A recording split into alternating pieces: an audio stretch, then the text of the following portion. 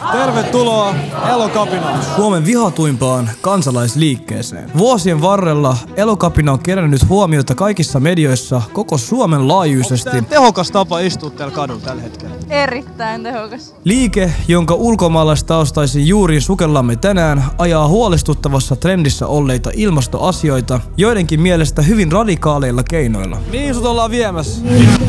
No, katsotaan nyt. Kun ei ollut tarkoitus tulla kiinni, joutui poistua tonne noin, mutta nää nyt on näitä.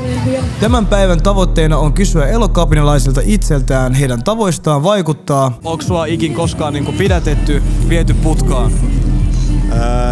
En kommentoi tähän. Selvittää, mistä liike sai alkunsa ja puhua hieman toiminnan kyseenalaisimmista puolista sekä eettisyydestä. Tervetuloa mukaan! Me kapinoimme teidän takia.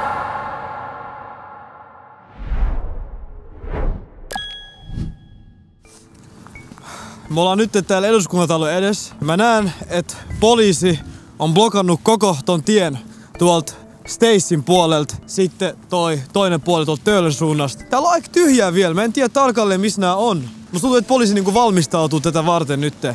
Et pikkuhiljaa voi olla, että yhtäkkiä ihmisiä alkaa kerääntyä tähän. Me nyt kävellään tuonne ihan Töölön päätyyn asti ja koitetaan löytää näitä elokapinalaisia.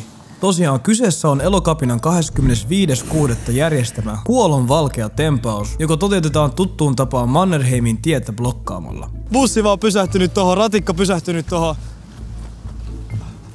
Musta tuntuu jengi vituttaa niin paljon tää oikeesti. Tämä kerta oli tosin hieman erilainen, sillä Elokapinan johto ilmoitti tavoitteekseen täyttää kaikki Helsingin putkat. Tämä ei tosin onnistunut. Täällä on tosi sateinen keli, mutta mä huomaan sen, että se ei ole millään tavalla pysäyttänyt tätä Elokapinaa. Täällä on yksi kaveri vetämässä keikkaa, mun takana on ihmisiä istumassa. Täällä on paljon jengiä. Katsotaan mitä täällä tapahtuu. Anteeksi, mitä täällä on tänään tapahtumassa? Täällä on Elokapinan mielenosoitus. Mitä te ootte mielenosoittamassa tällä hetkellä? No lähinnä sitä, että ilmastotoimia pitäisi pystyä tekemään ja ehkä ennen kaikkea pitäisi lopettaa tuhoisten asioiden tukeminen. Eli esimerkiksi fossiilipolttoaineiden tuet pitäisi saada pois. Suomessa on noin miljardin verran joka vuosi tuetaan fossiilipolttoaineiden polttoa. Tulevaisuuden puolesta, maapallon puolesta, metsätuhoa vastaan, ilmastolain toimeenpanon puolesta. Ja surkea hallitus meillä. Meillä on vaan tämä yksi maapallo. Okay. No mitä pitää tehdä, että nämä asiat korjaantuu?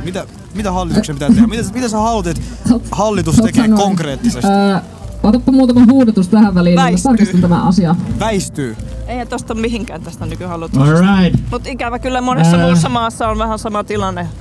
Aika paljon. Suomen valtion pitäisi vähentää tukia haitalliselle teollisuudelle ja pitää kiinni niistä ilmastosopimuksista, joihin me ollaan luvattu pitää kiinni. Hallitus on peruuttamassa ilmastolaista ja näin toivota sitä ollenkaan. Ja me toivotaan, että hallitus peruuttaa ilmastolle haitallisista tuista ja ympäristölle haitallisista tuista. Suomen valtio, eli minä veronmaksajana, osallistun maksamaan yli 4 miljardia euroa vuodessa ympäristölle haitallisia tukia, siis tyyliin. Ota yksi esimerkki. UPM-10 on paperitehdas, joka on pörssiyhtiö ja tekee voittoa. Valtio maksaa sille yritystukea, vaikka se tekee itsessäänkin voittoa ja maksaa osinkoa osakkeenomistajille. Mikä tarkoittaa sitä, että mun verorahat menee johonkin Paratiisisaarella asuvan amerikkalaisen sijoittajan pankkitilille. Suomen hallituksen pitäisi noudattaa sen omaa ilmastolakia. Nythän siitä keväällä puhuttiin, että hallitus alkoi ehdotella, että se ilmastolaki pitäisi kokonaan romuttaa, kun ei sitä pystytty noudattamaan, mutta tätä ei sentään onneksi tehty. Mutta nyt sitä lakia olisi syytä alkaa noudattaa. Okay. Että hallitus rikkoo omaa lakiaan. Okay. Vuonna 2022 voimaan astuneessa ilmastolaissa rajataan Suomen hiilineutraali päästötavoite vuoteen 2035 mennessä. Vuodesta 1990 alkaneesta indeksistä, jota käytetään muun muassa Euroopan asettamassa 55% päästöjen vähennystavoitteessa vuoteen 2030, ilmenee, että Suomen kehitys hiilineutraaliudessa on ottanut suuria kehitysaskeleita 2010-luvulta lähtien ja kääntynyt positiiviseen laskuun. Tapahtunut sukellus on joidenkin mukaan kuitenkin vielä liian vieno vuoden 2035 tavoitteeseen. Laskun suurimpia syitä ovat erittäin pitkälle kehitetty kierrätys, säännöstellyt teollisuusprosessit ja tärkeimpänä Suomen energiasektorin täydellinen muokkaus. Viimeisen 17 vuoden aikana turpeen poltto, maakaasu, öljy sekä tajuttoman saastuttava hiili ovat lähes täysin menettäneet roolinsa Suomen energiantuotannossa. Heidän tilalleen on tullut hyvin vihreällä suunnalla dominoivat ydin- ja tuulienergia. Mutta mitä yritystukiin tulee, niin niitä maksettiin viime vuonna myönnetystä noin 1,1 miljardista 908 miljoonaan euroon. Tästä summasta 466 miljoonaa meni suurruokan yrityksille, missä UPM keräsi kasaan tarkalleen 18 346 862 euroa, joka on naurettavan pieni summa, kun otetaan huomioon, että UPM:n liikevaihto on noin 10 miljardia euroa ja he maksoivat viime vuonna pelkästään yhteisöveroa 114 miljoonaa euroa. Samalla työllistäen liki 3000 ihmistä. On toki hieman outoa, että yli 800 miljoonaa euroa voittoa tekevä yritys saa yritystukea, mutta on myös tärkeää muistaa, että yritystuet eivät ole suoranaisesti voittoa, vaan menevät erilaisiin koulutuksiin ja esimerkiksi tuotekehityksiin. Miksi olet tällä hetkellä täällä keskellä katua istumassa? Koska meidän on toimittava ja ei ole mitään muuta vaihtoehtoa kuin istua tässä kadulla. Onko tämä tehokas tapa istua täällä kadulla tällä hetkellä? Erittäin tehokas. Miksi tämä on tehokas? Koska me aiheutetaan hämminkiä ja me aiheutetaan ääntä. Ja jos meillä ei ole ääntä, meillä ei ole mitään. Meidän pitää ääntä. Okei, no onko tää ollut tehokas tapa mielenosoittaa? No eikä me täällä oltaisi, jos tää homma olisi jo hoidettu. Mutta tavallaan jotain täytyy tehdä ja mitään muita keinoja mä en oikein löytänyt. Miten mieltä sä oot, kun on muu kansa, ketä ei pidä Elokapinasta ollenkaan? No jokainenhan saa tietenkin ajatella mitä haluaa, mutta sitten ei saa ehkä valittaa, kun päädytään siihen tulevaisuuteen, missä ei ole tehty yhtään mitään asialle. Tässä on kyse siitä, että saadaan ihmiset tai päättäjät reagoimaan, että tässä on käsissä ilmastokriisi, joka on ollut käsillä aika helvetin monta vuosikymmentä. Et siksi mun mielestä tällaisen toiminnan tuomitseminen sen takia, että se tukkii liikennettä, on vaan naurettava ja naivia. Tämä on tehokas tapa, on niitä muitakin tapoja ja Elokapina tekee myös muita tapoja esimerkiksi. Ne on tuolla pohjoisessa, siellä on toi Viiankiaavan kaivos, minne on myönnetty lupia kaivamaan sinne yrityksille, vaikka se on suojeltu, ja Elokapina on siellä myös. Et Elokapina ei pelkästään blokkaa katuja, vaan ne tekee myös muita vaikuttamia. Tämä on yksi keino muiden joukossa. Ilmastomielen osoittaminen sai alkunsa jo 1970-luvulla Earth Day-demonstraatioiden hengessä, mutta aktiivinen iskujakoinen ilmastotoiminta on varsin uusi ilmiö, jonka pioneeriksi voidaan suoraviivaisesti nimetä Greta Thunberg, joka 2018 elokuussa kieltäytyi menemästä kouluun protestoidakseen päättäjiensä tehottomuutta ilmastonmuutoksen saralla. Sitä seuraavassa marraskuussa maailmanlaajuinen Extinction Rebellion perustettiin samalla luoden Suomen Elokapinan osaston. Siitä seuranneita suuria ryhmiä ovat muun muassa 2022 perustettu suurimmaksi osaksi Britanniassa toimiva Just Stop Oil sekä 2021 perustettu Insulate Britain. Onko tämä tehokas tapa ajaa tätä? No, mä toivon, että on. Onhan sitä paljon muitakin tapoja, niitä olisi tärkeää yhdistellä, mutta samaan aikaan tuntuu, että ei ole hirveän paljon monia muitakaan tapoja niin kuin rivikansalaisena tällä hetkellä. Että ihmisillä on oikeus osoittaa mieltä ja kansalaistottelemattomuudella on saavutettu monissa muissa maissa merkittäviä yhteiskunnallisia muutoksia. Miksi et ole istumassa tällä hetkellä tuolla? Mulla lähtee juna illalla, niin mä en voi mennä putkaan. Kansalaistottelemattomuus. Ja jos te mietitte, että esimerkiksi miten naiset on saanut aikanaan äänioikeuden, mitä silloin tehtiin? Oltiin kansalaistottelemattomia. Ja miten Suomesta on tullut itsenäinen valtio, niin jos suomalaiset ei olisi ollut silloin Venäjän suurruhtinaskuntaa kohtaan kansalaistottelemattomia, Suomi ei olisi tänä päivänä itsenäinen maa. Onko tämä ollut tehokas tapa osoittaa mieltä? Että blokkaa tiet ja olla tälleen... Tutkimusten mukaan se on tehokkain tapa. Tutkimusten mukaan? Kyllä. Pitää paikkaansa, että kansalaistottelemattomuudella on saavutettu historiassa suurta muutosta kautta aikojen. Parhaina esimerkkeinä muun muassa Mahatma Gandhi, joka kehitti väkivallattoman vastarinnan konseptin Intian itsenäisyysliikkeen aikana, ja Martin Luther King, joka myöhemmin hyödynsi samaista filosofiaa mustien oikeuksia ajaessaan. Kansalaistottelemattomuuden ongelma on se, että se on tietoista lakien rikkomista.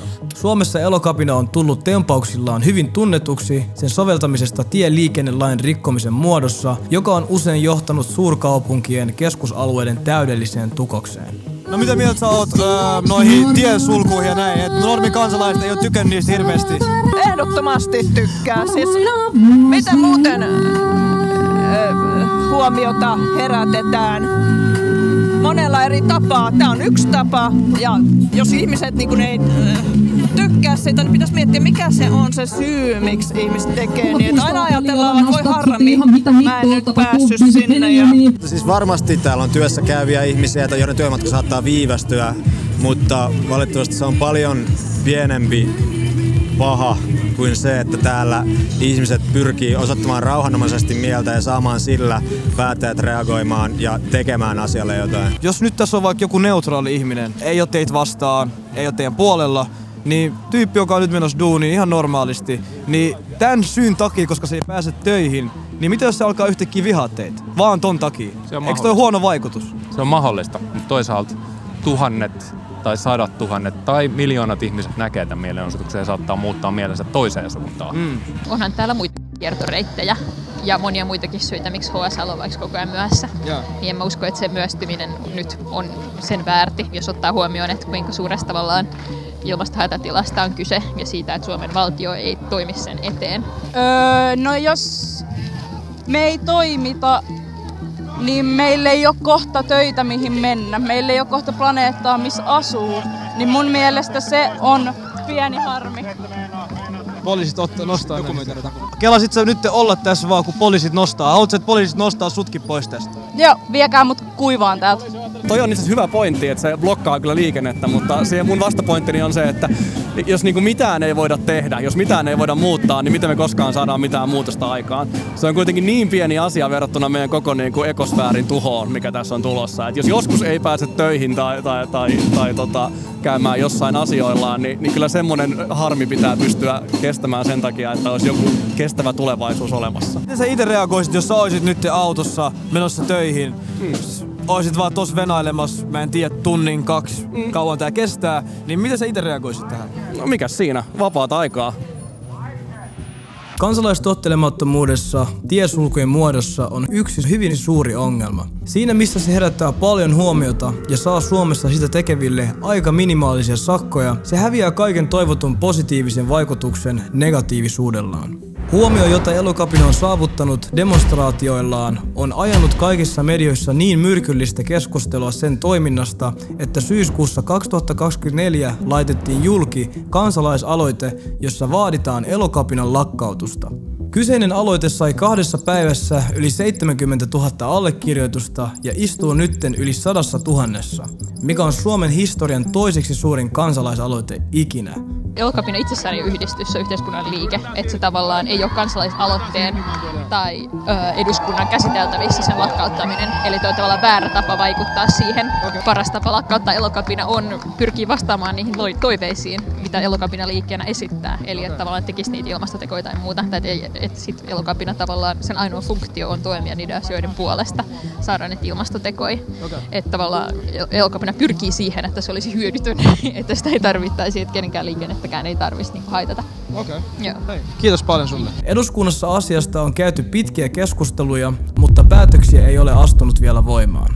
Elikkä toi meidän äskeinen haastateltava on viimeinen tyyppi, joka on enää tossa. Ja se nyt nostetaan tosta pois. Sitä ei kiinnosta ollenkaan.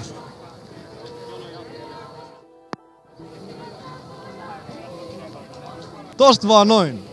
Kyllä se omistautui tälle hommalle niin kuin 110%. Sitä ei niin kuin kiinnostanut yhtään. Miksi täällä on niin paljon ihmisiä, ketä on valmiit menee putkaan tän takia? No se on pieni asia kuitenkin sen rinnalla, minkä asian puolesta me kamppaillaan.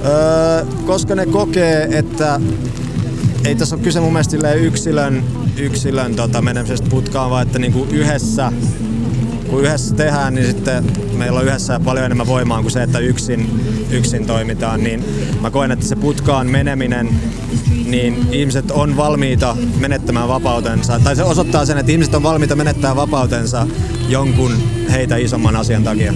Okei, oot sä ollut aikaisemmissa kapinoissa mukana? Olen joo. Oot sä ollut itse istumassa kadulla? Onko sua ikin koskaan niinku pidätetty, viety putkaan? En kommentoi tähän.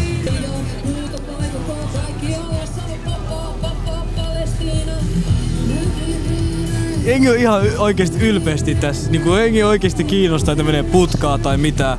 Mua kiinnostaa, tuleeko jengille niinku mitään sakkoja tästä. Koska jengi blokkaa oikeesti niinku tietää.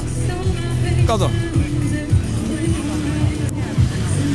Onks poliisi ikin pidättänyt sua, kun sä oot ollut osoittamassa mieltä? On kyllä, 3 kertaa. 3 kertaa? Yes. Ja onko sulle tullut ikin siitä mitään seuraamuksia sen jälkeen? Päiväsakkoja. Niitä ei ole vielä tullut. Tää tapahtui nämä kaikki viime kesänä ja viime syksynä. Että odotan vielä päiväsakkoja. Ja se onkin tuskallista odotettavaa, koska ne on päiväsakkoja ja niistä mä oon keskiluokkainen työssäkäyvä ihminen. Niin siitä voi tulla aika niin merkittävä summa. Sä otat sen niin kuin ilomielin vastaan? No en ilomielin, mutta mä otan sen vastaan. Mä oon valmis maksamaan sen. Kadut sä ollenkaan tota? En, ja aion tehdä sen joskus vielä uudestaan, kun sopiva hetki sattuu. Ehkä mä otan, että ne ekat sakot tuleekaan maksu, että mä näen, kuinka paljon ne oikeasti on, että paljon, mihin mulla on niin kuin varaa. Niin. Eli jos ei ole niin paha, niin sit sä menet uudestaan? Joo, ja ainakin mä oon valmis maksamaan muiden sakkoja. Negatiivinen huomio Elokapinaa kohtaan oli päivän mittaan erittäin huomattavissa kaduilla. Anteeksi. Mitä mieltä sä oot tästä Elokapinaa? Häh?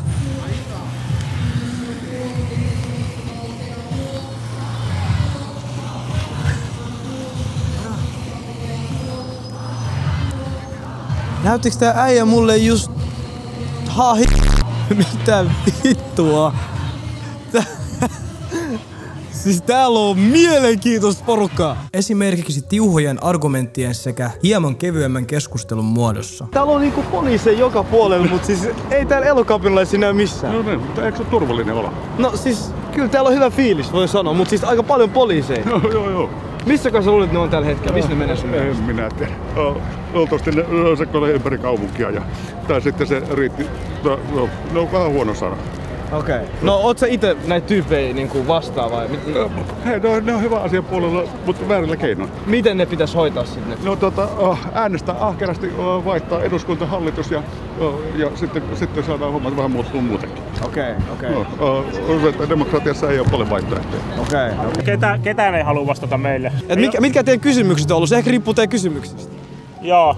No meillä on esimerkiksi se, että kansalaisaloite niin kun Elokapinan lakkauttamisesta niin sai 2 päivässä niin kuin 50 000. Oikeesti? Oli. Okei. 2 päivässä. Ja se on vain yksi kansalaisaloite on saanut enempi. Eli se on tämä niin sukupuolineutraali avioliittolaki. Se on ainoa. Mutta joka tapauksessa pointti on se, että tosi paljon kansalaiset vastustaa sitä. Säkin oot sitä vastaan?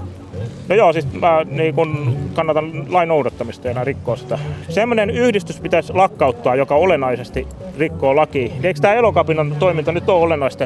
Ja jatkuvasti ollaan niin perseilemässä ja sotkemassa paikkoja. Tässä nyt laitetaan tietä esimerkiksi poikki, tieliikennelaki ja sotkii eduskuntatalon ja töhrin jotain muitakin. Onko se tietoa? No miksi sä oot saanut vastauksia tänään näiltä ihmisiltä, kun säkin oot selvästi haastattelemassa myös jengiä?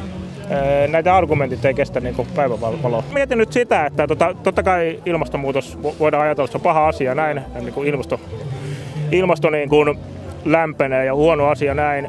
Mutta sitten voidaan kysyä, Suomessa on ehkä Euroopan huonoimpia taloustilanteessa, miesten työttömyys niin kuin Euroopan korkea ja niin edelleen. Niin minkä takia Suomen hiilineutraalisuustavoitteen pitäisi olla korkeampi kuin muun EUn? Niin millä perusteella? Suomen itse asettama tavoite hiilineutraali vuoteen 2035 mennessä johtaa juurensa kilpailuhenkisestä hallitusmentaliteetista. Maana meillä on yhdet maailman parhaat lähtökohdat luontomme ja varautemme takia toimia esimerkkinä kaikille vihreästä kehityksestä, että päättäjämme kokevat uutisartikkelien voiton olevan sen hinnan arvoinen. Mutta mitä elokapinalainen vastaa tähän? Minkä takia Suomen pitää olla kovempi ilmastotavoite kuin muulla EUlla? Täällä on kuitenkin huono tämä taloustilanne, miesten työttömyys ja kaikki taloustilastot näyttää huonolta. Aika monimutkainen kysymys, mutta nämä kaksi on kai riippumattomia asioita. Täällä on huono taloustilanne, koska nykyinen hallitus on pilannut sen. Ja sitten meillä on velvollisuuksia, joita me ollaan... Nyt täytyy korjata. Suomen velkaantuminen on alkanut jo pitkän ennen tätä. Eurooppa on suurella nousukaudella ja samaan aikaan Suomi on suurella laskukaudella. Tässä on jotain mystistä tapahtunut nimenomaan tämän hallituksen aikana. No, vaikea sanoa, mitä se olisi. Niin, sä et osaa sanoa sitä. Niin. Yleisesti Elokapinassa vieraileminen oli kokemus. Koen, että ihmiset siellä ovat oikean asian äärellä, mutta ehkä väärässä maassa ja täysin väärillä keinoilla. Pitää paikkaansa, että kaikilla on oikeus osoittaa mieltään, mutta sen on pakko tapahtua lain asettamien pelisääntöjen mukaisesti. Sillä jos niin ei toimita, se avaa ovet vaikka minkälaiselle laittomalle toiminnalle mielenosoittamisen nimissä. Tämän videon aikana mä oon oppinut, että me eletään erittäin hyvään suuntaan johdetussa maassa, sillä ympäristömme on tiukan lainsäädännön ja juuri rikkeisiin puuttumisen takia hyvin oikeassa suunnassa. Toki pitää paikkaansa, että Suomessa on paljon epäkohtia, taloudellisia ongelmia ja muita sosiaalisia ongelmia, mutta yleisesti asiat ovat hyvin. Anyways, mä haluan kuulla teidän kokemuksista Elokapinan kanssa. Kertokaa miten mieltä te ootte toimintatavoista ja Suomen vihreästä kehityksestä tuolla kommenteissa. Ei mulla muuta, noudattakaa lakia ja muistakaa tilaa mun kanava. Kiitos kun katsoit tähän asti.